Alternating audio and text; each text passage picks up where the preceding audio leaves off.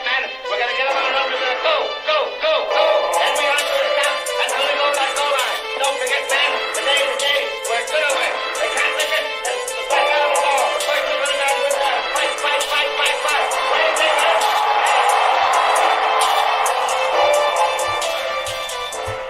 Hello, Irish fans, and welcome to Onward to Victory, a Notre Dame football podcast. As always, I am your host, Alex Painter. I hope this episode, the 20th in show history, finds you all well in mind, body, and spirit as we as a country and as global citizens continue to battle the pandemic of the coronavirus. I do sincerely hope everyone is staying safe and staying healthy.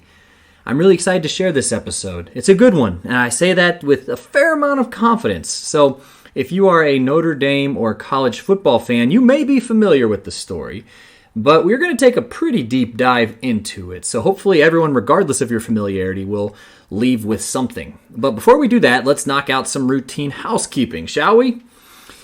The show was founded in June of 2019, kicking off with a Heisman at Iwo Jima episode about the Springfield Rifle himself, Angelo Bertelli, who went overseas and joined the Army and then fought at Iwo Jima, as the title would otherwise suggest. So I'm happy to share that March of 2020 represented the most episode downloads for a month in show history. So over the course of the month, 3 new episodes were released, including a conversation with Jeff Harrell, author of the upcoming Knute Rockne biography, Rockne of Ages. We pushed on to the patriarch of tight end U, the story of Notre Dame's Jim Mutchler. And finally, we capped off the month with what I thought was a fun episode titled Rockne and the Babe, the collision of sports' earliest superstars, about Babe Ruth and Knute Rockne. They're interesting and paralleled, actually, meteoric rises to fame, which kind of set them on a course of intersection in the late 1920s. So I'd like to thank all of you who took the time to listen to some of the episodes this month. I mean, I understand that people have some people anyways, probably have a little bit more time indoors in their homes, maybe a little bit more extra time for podcast listening to over the past month. But irrespective of that, I am eternally grateful for the support. So, and speaking of support, a special thank you to the show's 4th Consensus All-American, Brad Glazer of Williamsburg, Indiana. Thank you for sponsoring this episode. As I mentioned a couple episodes ago, Brad is the Elmer Layden of the show, who was Notre Dame's 4th Consensus All-American and the 3rd after George Gipp. And Layden was no slouch. He was a member of the legendary Four Horsemen and later coached the Irish for several successful seasons. So thank you, Brad, the Elmer Layden of the Onward to Victory podcast. Also thank you to Rob Drudy of Fort Wayne, Indiana, who is the show's 5th Consensus All-American, which makes him fellow Four Horseman Jimmy Crawley. So Rob, thank you so much for your donation to the show. And a very special thank you to Michael Finan of Rutherford, New Jersey, who has just become the show's 6th Consensus All-American.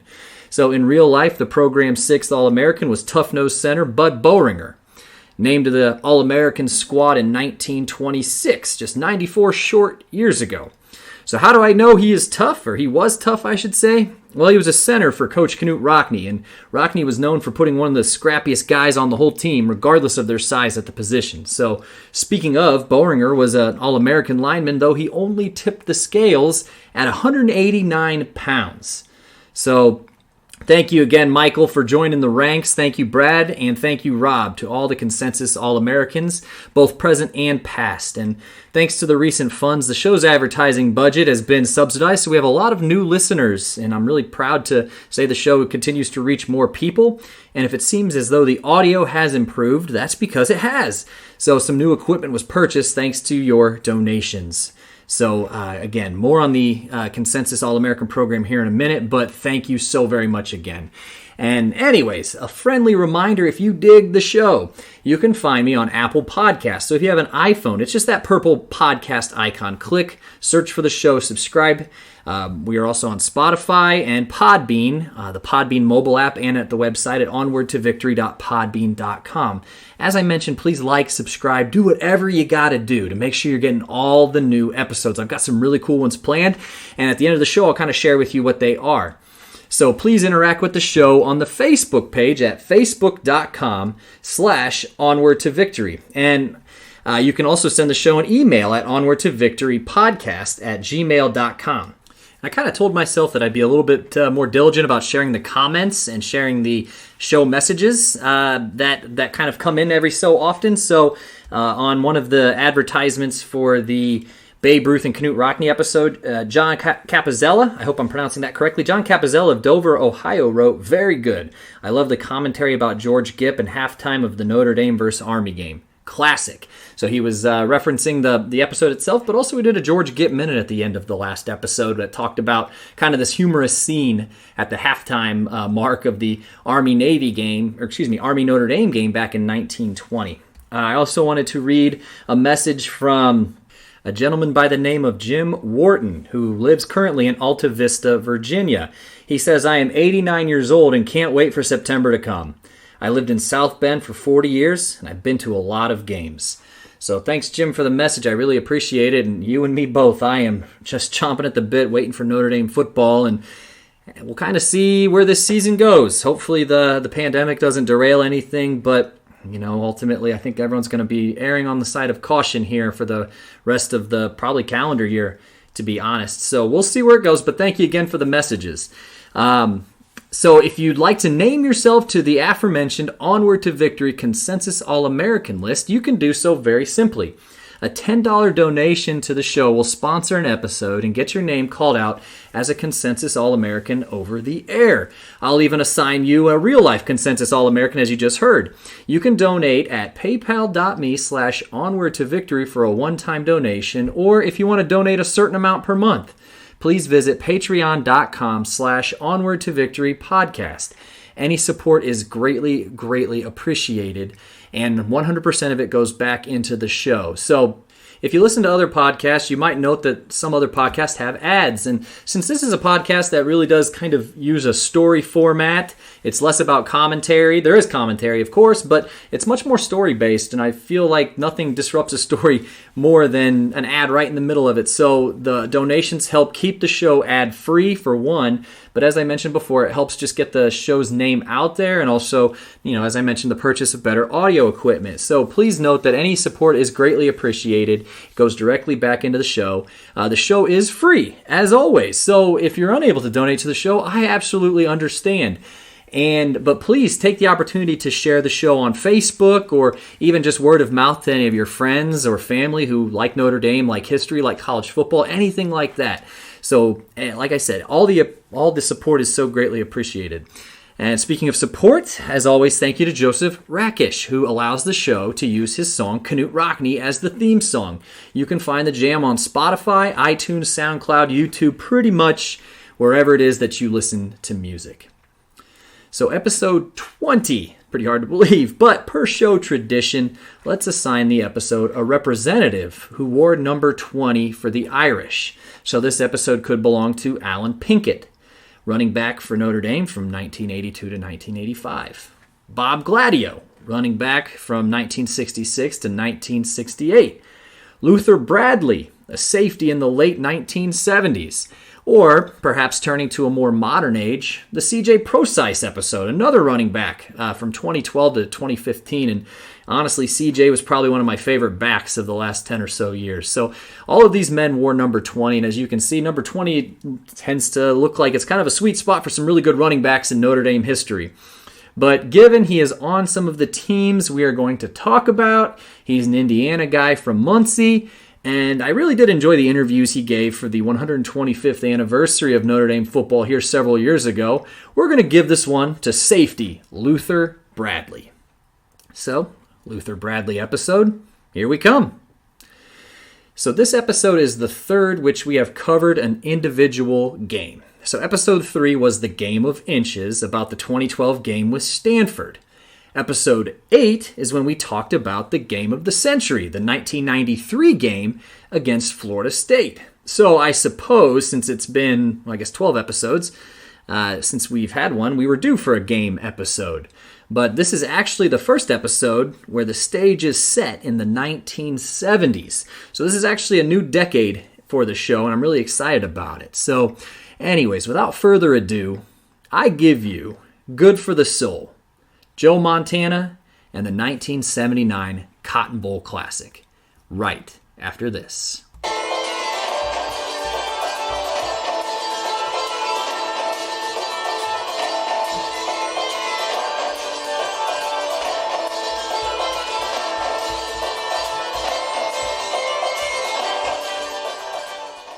All right, folks, get buckled in, grab a beverage, grab a snack. Let's get this thing going.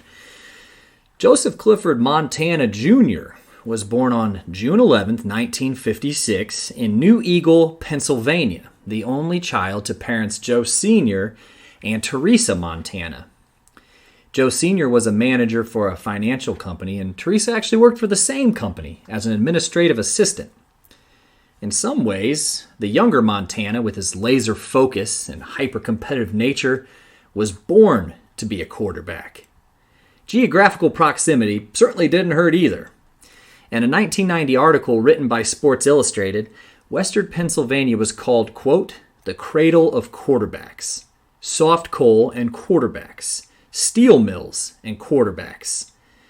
Johnny Lujack from Connellsville, Joe Namath from Beaver Falls, George Blanda from Youngwood, Dan Marino from Pittsburgh, Tom Clements and Chuck Fusina from McKees Rocks, Arnold Galifa from Denora, Terry Hanratty from Butler. It was Hanratty who was Montana's idol as a kid. Terry Hanratty of Notre Dame, the Golden Domer. Montana would throw footballs through a swinging tire in the backyard, just like Terry did. Why? Why do so many of them come from Western Pennsylvania? Toughness, dedication, hard work, and competitiveness. A no-nonsense, blue-collar background, says John Unitas from Pittsburgh, end quote. It's also of note, 2 episodes ago, we did an episode about Jim Muchler. Though not a quarterback, he was kind of from this exact same area as well, the Western Pennsylvania area. So Montana actually began his football career at age 8, which was a year younger than the minimum age of 9 around town. His father went on ahead and listed his age as 9 on the waiver form, and I guess no one seemed to ask any questions about it.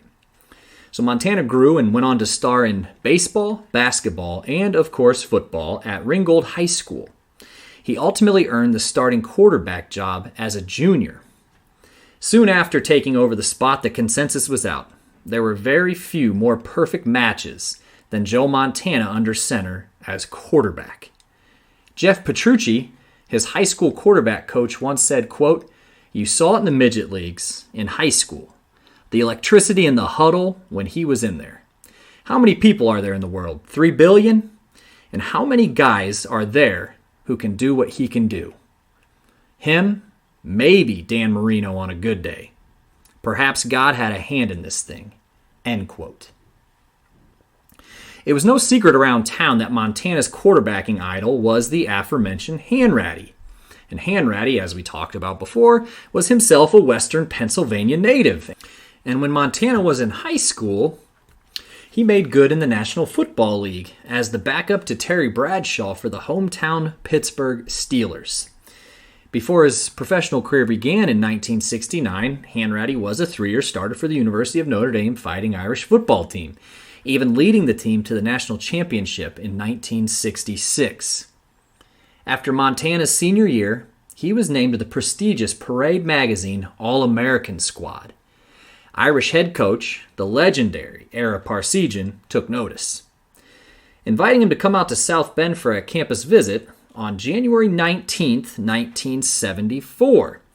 The Irish football team had been crowned national champions themselves the season before in 1973. So Montana, taking a page directly out of the Hanratty playbook, graciously accepted the invitation and made his way to South Bend for the visit. Now, the exact date is mentioned because it is a noteworthy one in Irish athletics history. The Notre Dame men's basketball team were slated to square off against a UCLA team coached by luminary John Wooden that evening.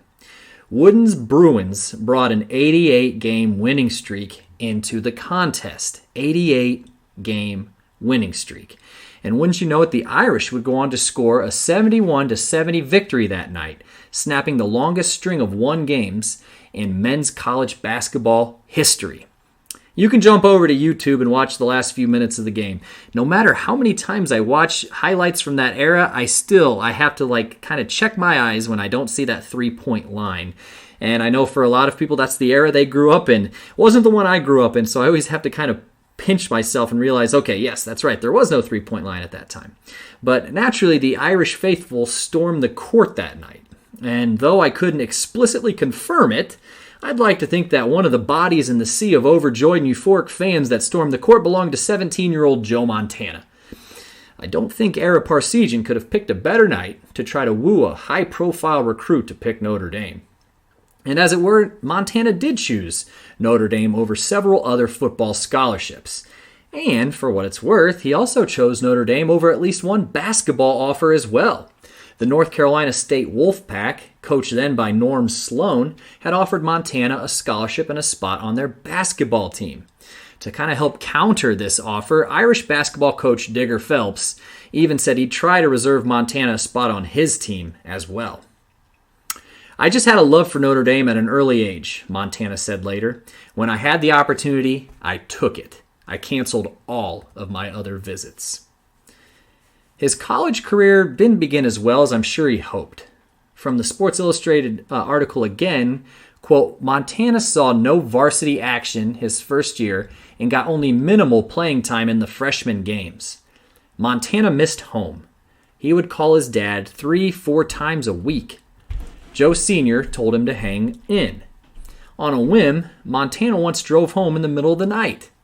Joe Sr. occasionally would make the 8-hour drive to watch Joe Jr. in an afternoon scrimmage, grab a bite to eat with his son, and then drive home to be at work the next day. His dad would sometimes show up in the middle of the night, and we'd all go out at 1 a.m. for a stack of pancakes, says Montana's freshman roommate Nick DiCiccio. It was crazy. Montana ultimately conquered his homesickness and a separated shoulder his sophomore year and captured the starting job as quarterback his junior year in 1977. That season, predominantly led by Montana, the Irish registered an 11-1 record, capping off their season with a 38-10 shellacking of famed running back Earl Campbell and the number 1 ranked and undefeated Texas Longhorns in the Cotton Bowl on January 2nd, 1978. Though Montana wasn't his sharpest, completing just 40% of his passes for 111 yards, the Irish defense and running attack stepped up big time, forcing 6 turnovers. The ground game completely controlled the pace of the game, gaining 243 yards on 53 attempts, or about 4.6 yards per rush. And they had some studs in the backfield too. Jerome Hevans piled up 101 rushing yards. And Richmond, Indiana native Vegas Ferguson added another 100 yards and punched in the final 3 Irish touchdowns. Just in case anyone was curious or if they forgot, I currently live in Richmond, and Vegas is still something of a legend here. Yeah, I'd love to have him on a show here in the future. But anyways, the Irish were crowned national champions. But, as it were, this is not the Cotton Bowl that was promised to be covered in depth, friends. Let's skip forward to the beginning of the next season. So the Irish are now defending national champions, with now senior Joe Montana still under center.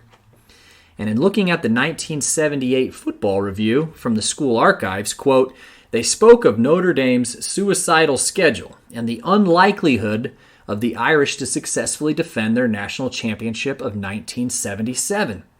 They pointed to Michigan. They included Michigan State. They mentioned Pittsburgh. They spoke of Tennessee. They emphasized Southern Cal, but they spoke too lightly of Missouri, end quote. The Irish squared off against the Missouri Tigers at home to begin the season. Heading into the fourth quarter, the game was tied, 0-0. Literally, 0-0. A Missouri field goal put the Tigers up for good 3-0 in the fourth, which was the final score of the game. 3-0, Missouri. The whole campus was shocked by the defeat. At the traditional 5:15 post-game mass at the Basilica of the Sacred Heart, a dejected Father Robert Griffin announced that he will be skipping the homily that day. Now, the following game, after leading 7-0 and 14-7, the Irish wilted down the stretch, yielding 3 straight touchdowns to lose to Bo Schembechler's Michigan Wolverines 28-14, again at home in South Bend, their record falling to 0-2. So I had to know, and I had to do a little bit of digging, how often did this happen in Notre Dame history, the 0-2 start? So I found that this season, 1978, Joe Montana's senior year, that season marked the first time that the Irish had started 0-2 since 1963. Probably one of the worst years in Notre Dame history, in football history, pardon me, when the team staggered to a 2-7 finish. However, before 1963, in doing some more digging, I found that the last time it had happened was in the year, take a deep breath, 1896. Notre Dame's coach that season was Frank E. Herring. What, you haven't heard of him? Well, for what it's worth, he doubled as the team's quarterback. So anyways, yes, the 1978 Irish found themselves 0-2. And only 2 other teams in Notre Dame history began with 2 losses, the 1963 team and the 1896 team. So if that doesn't win you a trivia night at your local pub someday, I don't know what will. But for what it's worth, Montana and the 1978 Irish didn't quit, despite the obvious adversity. They actually rattled off 8 straight victories, even climbing back into the top 10 in the country after having spent their 3rd, 4th, and 5th game of the season completely unranked. At the end of the season, the final game, they dropped a close 27-25 game to the 3rd-ranked University of Southern California in heartbreaking fashion on a last-second field goal. So the Irish, now 8-3 though, had gained enough respect to be invited to participate in the Cotton Bowl Classic for the 2nd consecutive season, this time against the 9th-ranked 9-2 Houston Cougars, to be played on January 1st, 1979. And when looking at that 1978 season through kind of a historical lens, you have to just really laud the Irish because for the most part, they had flourished in what was the most difficult schedule in the entire country. Irish opponents that season sported a .709 winning percentage. So basically, they won 71% of their games. But Mother Nature had something abnormal in store for the Irish and the Cougars. The Cotton Bowl, if you're otherwise unaware, is played in Dallas, Texas. Traditionally fairly warm, but Texas was slammed by its worst ice storm they had experienced in 3 decades in the days leading up to the game. According to CBS Sports' Sal Majorana, quote, the freak attack by Mother Nature produced temperatures in the low 20s, wind chills in the negative numbers, and a thick coating of ice that turned Dallas into one big skating rink, end quote. Montana later said, when I pulled the covers over my head the night before the game, I fell asleep to the sound of ice pelting the hotel window. And when he got up the next morning and looked out the window, he said it was, quote, beautiful. Beautiful if you're spending the day looking out a window. This was a day to watch football from the comfort of your living room, not a day to play in it, end quote. But alas, Montana was to play in it. And didn't help that he had actually been stricken with influenza and his body was further weakened by the frigid temperature and strong winds. And speaking of, the high temperature that day, the day of the game, was 24 degrees. He later admitted that the weather paired with his illness had taken him mentally out of the game. Quote, this was the Cotton Bowl, my farewell to Notre Dame, but I didn't care much about the game during the first half, and frankly, neither did anyone else, end quote. Physically, Montana probably had no business taking a single snap in the contest. Though Notre Dame entered the game as slight favorites, all bets were truly off due to the inclement weather. CBS aired the game, and in the announcer booth were Lindsey Nelson, Frank Gleiber, and former Notre Dame great Paul Hornung, the 1956 winner of the Heisman Trophy. But really though, how cold was it? Reputedly, the stadium, even at its fullest during the game, was only at about half capacity. By the game's end, only 7,000 fans remained in their seats. I'm sure this is one of those cases where people probably didn't admit that they left early afterwards. But before the game started, and even during the breaks in-game, stadium workers would bring chisels out onto the field to try to chip ice off the artificial turf playing surface. It was that cold. Well, despite it all, Montana was one of the fiercest competitors in college football history. And he played, even leading the Irish to a 12-0 advantage a little more than just 10 minutes into the game. But from that point on, though, it was all Cougars all the time. Houston scored the next 20 points of the game, taking a 20-12 lead into the locker room at halftime. All right, so if Montana felt poorly before the game, he felt awful at halftime and was shivering uncontrollably in the locker room. So upon examination, team doctors found that his temperature was 96 degrees. For a male Montana's age at that time, this was about 2.5 degrees cooler than it should have been. So doctors piled heated blankets on his shoulders, legs, and around his neck. Dr. Les Bodner then administered a remedy that would become famous, handing Montana a bowl of chicken noodle soup. As Bodner tells his account, quote, "The whole story really began with a tradition in our family to hang stockings on Christmas Eve. When we went to the Cotton Bowl, we took our youngest daughter along on the trip. Well, she snuck into our room, and when we woke up in the morning, she had filled our stockings with apples, oranges, and a packet of Mrs. Grass noodle soup. Now, on road trips, we always carried along a little coffee maker to brew up tea and soup. But before the game, Bodner was told that a lineman was also sick, so he shoved the soup packet in his pocket and headed to the stadium." Bodner continues, quote, "During the course of the game, Joe was the only player not wearing sleeves. Well, we got to the stadium and I was told that the lineman had recovered and didn't need the soup, so I stuck it on a window ledge in the locker room. And when we came into the locker room at halftime, Montana was shaking like a leaf. We put him on a cot and piled blankets and coats on top of him. Then I remembered the packet of chicken soup sitting on the windowsill." End quote. So Dr. Bodner brewed up the soup and gave it to Montana to drink. And Joe would sit in the locker room with the team's medical staff for most of the third quarter. He could hear the cheers. There had been 2 more Houston Cougars touchdowns, and they had extended their lead 34-12. Montana, I guess feeling a little bit better enough anyways, emerged from the locker room in the fourth quarter. And halfway through the fourth quarter, a little bit of a comeback started. Special teamer Tony Belden squeaked through the Cougars' punt formation, blocking the kick, and was returned 33 yards for a touchdown. Montana, again, who was uncertain he'd even return until he started hearing the roar of the crowd following a couple Cougar touchdowns, he entered into the game and found his running back, Vegas Ferguson, a short pass to him for a 2-point conversion. So the score was now 34-20, Cougars lead, halfway through the fourth quarter. But then the Irish defense turned stout, led by Steve Heimkreider, Bob Golick, Russ Browner, and Luther Bradley, and they forced another Cougars punt.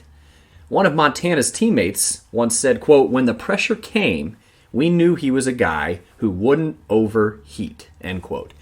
A very astute quote and assessment on this particular day when it was physically impossible for Montana to overheat. But Montana marched the team 61 yards in only 5 plays for yet another touchdown with 4 minutes and 15 seconds left on the clock.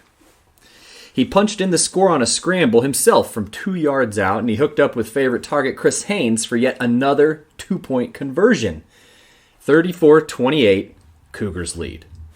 The next possession, a critical defensive play was made by Notre Dame's Dave Waymer on third down, knocking a sure completion from the hands of a Cougar wide receiver that would have gone for a first down and then some, and probably would have iced the game. So the Cougars punted once again, giving the ball back to Montana and the Irish with 2 minutes and 25 seconds left on the clock. Montana, after 2 quick first downs, was absolutely leveled while scrambling. He coughed off the football, and Cougar defender Tommy Ebner pounced on the fumble. Cougar football. So at this point, the show looked to be over for the Irish, and the comeback magic looked to have run a little dry. But as famous college football pundit and former coach Lee Corso famously says, not so fast, my friend. The Irish defense forced yet another 3-and-out, and the Irish burned their final timeout with 46 seconds left on the clock. Now here is the sequence. The Cougars, from their own 24-yard line, punted the ball back to Notre Dame.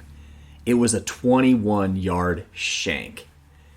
But the ball was returned to the Cougars as a member of the Irish was flagged for offsides, who are undoubtedly in an all-out block punt formation. It was now 4th and 1. Rather than punting again, Cougar head coach Bill Yeoman opted to keep his offense on the field, accurately reasoning if they could convert the 4th and short, the game was over. Yeoman calls for a running play, and Cougars running back Emmett King takes the handoff, but was stuffed for a no gain. Notre Dame had the ball back. 29 seconds left from the Cougars' 29-yard line. No timeouts. And for the first play, Montana, very gutsy fashion, kept the ball on a keeper around the right side, gaining 11 yards. Be mindful that it was the last time he had the ball in his hands, he did a similar play and was absolutely leveled, being separated from the ball. Next play, he threw to Haynes for another 10 yards, and Haynes had the wherewithal to get out of bounds to stop the game clock.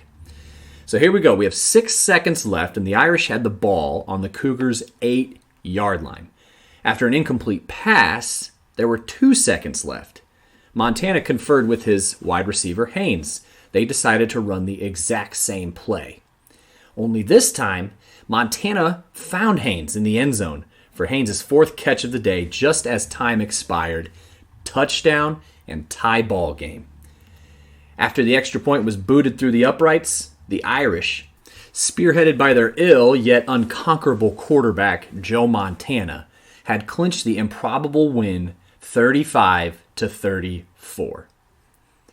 The Irish locker room after the game was euphoric. On hand was University President Father Ted Hesburgh. You knew I'd squeeze Father Ted in here somewhere, but Father Ted walked up to Irish coach Dan Devine, extending his hand and said, quote, "Put it there, pal. It was a great Notre Dame finish." Devine, grinning from ear to ear, answered that, well, we didn't get the Southern Cal game, so we had to get this one. Montana would be forever known as Joe Cool and the Comeback Kid due to his late-game heroics. He was drafted in the 3rd round of the 1979 National Football League draft by the San Francisco 49ers. He was selected to 8 Pro Bowls and would win 4 Super Bowl titles as a 49er, with 3 of the games himself taking home the game MVP award. He was inducted in the Pro Football Hall of Fame in 2000. Now, barring a rule change, he will never be inducted into the College Football Hall of Fame. Now, I've been really into sports for a really long time, but I had no idea until preparing for this episode that Joe Cool wasn't in the College Football Hall of Fame. That's because the Hall's rules dictate that only first-team All-Americans recognized by the NCAA are eligible for induction. So this wouldn't include Montana, and frankly a slew of others who were not recognized as first-team All-Americans. So they are ineligible. So my question to you all is am I the only one who didn't know that? I hope not. But there you have it, folks. A deep dive into the 1979 Cotton Bowl Classic, also known as the Chicken Soup Game. Thanks to a star, albeit extremely ill, quarterback emerging from the locker room to lead his team to an improbable comeback, fueled by a bowl of chicken soup. And we will be right back.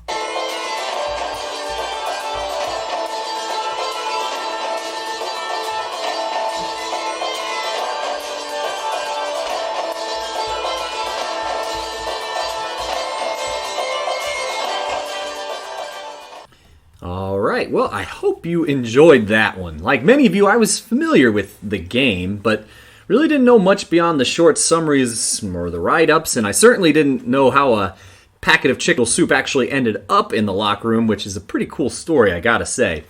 And I know that we just talked about how Montana is not in the College Football Hall of Fame, but you can actually see the original spoon and bowl Montana used, which is displayed at the College Football Hall of Fame. So something else that came up through my research was Montana's somewhat complicated relationship he had during his playing days with his hometown. And a lot of folks really didn't care for him. Some legitimately didn't care for him because he didn't play for the hometown Steelers as Hanratty had, which seems like an odd critique since NFL players don't necessarily get to choose where they're drafted. But for whatever reason, that came up multiple times, and he was also kind of viewed as a bit aloof by his hometown and downright arrogant by his old high school football coach, who, from my vantage point, seemed like I was like the pot calling the kettle black. But anyways, I don't want to include too much about that, but sincerely, it's almost unavoidable when you're doing Montana research, so it is kind of interesting to look up as almost a social psychology case study. Okay, so what's next? I know many folks can't really travel right now due to travel restrictions, while others may have never been to Notre Dame's campus or South Bend in a long time or possibly ever. I'll be honest, until work travel took me regularly to South Bend starting in 2013, I was completely unfamiliar with the city, landmarks, on campus, off campus, anything, etc. But anyways, I'm heavily considering doing a podcast version of a tour of campus, complete with bits of history and all of that, complete with lesser-known Notre Dame football spots off campus as well. So again, I think it would be a really cool break for, again, most of us, if not all of us, have travel restrictions, or at least we're taking precautions. And so I think maybe this would be a cool idea during this quarantine period to kind of put you there, if not physically, then perhaps spiritually. But in addition, a review of the 2020 recruiting class episode is in the works, as well as the history and even mystery behind Notre Dame's fight song, The Victory March. So we do have a lot coming down the pike and a lot that I am really, really excited for. Before we conclude the program, please consider supporting the Notre Dame Football Heritage Project. And as I mentioned last episode, I'm not a compensated endorser by any means, but I am a big, big fan of this idea. So it was founded by Len Clark, who is a professional of journalism and who has taught at a number of universities, including the University of Notre Dame. So according to the website, the Notre Dame Football Heritage Project is a database that lists the name, hometown, year, and the opponent of a fan's first Irish Notre Dame football game. So the project's goal is to tell the Notre Dame football game day experience through the sharing of stories, pictures, and videos. And you get this really amazingly cool certificate to commemorate your first Notre Dame game. And as I mentioned again in the last episode, I actually ordered one for my son Grayson since he went to his first game last season. And some of you may remember that he appeared on an episode ahead of the game to kind of talk about it last year. So the certificate looks amazing in a frame. Grayson already has his hanging very proudly on his wall. And needless to say, I will be getting one for myself and to share some of my pictures and our memories into the database. So jump over and visit mysportsheritage.com for more information and to see a sample of the certificate. It's only $10 too, and it's worth every penny. And as Len says on the website, the funds that come through the project actually go towards the Ara Parsegian Medical Research Fund and other charitable causes too. So it's a great idea. And the reason why I think I really do like this initiative and I like the idea of it is that Notre Dame has been accused over the years of being like extremely elitist from time to time, particularly the football program, and being kind of snooty. And I think that's probably every big-time college football program. And, that's probably unavoidable. But that's what I really, really like. Every time I walk into Augie's locker room, I think if you're a listener of the show, you understand how big of a fan I am of Jim Augustine and his store, but also Len's Notre Dame Football Heritage Project, and I guess even to a smaller degree this podcast. The idea is if you love Notre Dame and you are passionate about your fandom, find a place that is going to make it as accessible to you as possible. And Augie's locker room has just this unbelievably cool collection, and you can literally touch pieces of Notre Dame history, and he will tell you about them. If you jump over to Len's Notre Dame Football Heritage Project, you're going to be able to connect with other Irish fans and kind of do so in a very meaningful fashion as you're remembering your first Irish football game. And I guess in this podcast, my goal is to always try to be as grounded as possible in my fandom. And Notre Dame just lends itself to the history. And that's always been kind of my take on sports. It's make it as accessible to you as possible. And as I mentioned, it all goes to a good cause too. So it's kind of a long-winded thing there. But anyways, all right, Irish fans, I reckon I should probably sign off. So please stay well, folks. Stay at home as much as humanly possible. And thank you again to our Consensus All-Americans for sponsoring this episode. One more time, Brad Glazer from Williamsburg, Indiana, Rob Drudy from Fort Wayne, Indiana, and Michael Finan from Rutherford, New Jersey. Couldn't have done it without you. Thank you so very much. And if you're listening, don't forget to share this with your friends who may enjoy it. This has been Onward to Victory, a Notre Dame football podcast. And as always, in kindness, I am your host, Alex Painter. And finally, go Irish!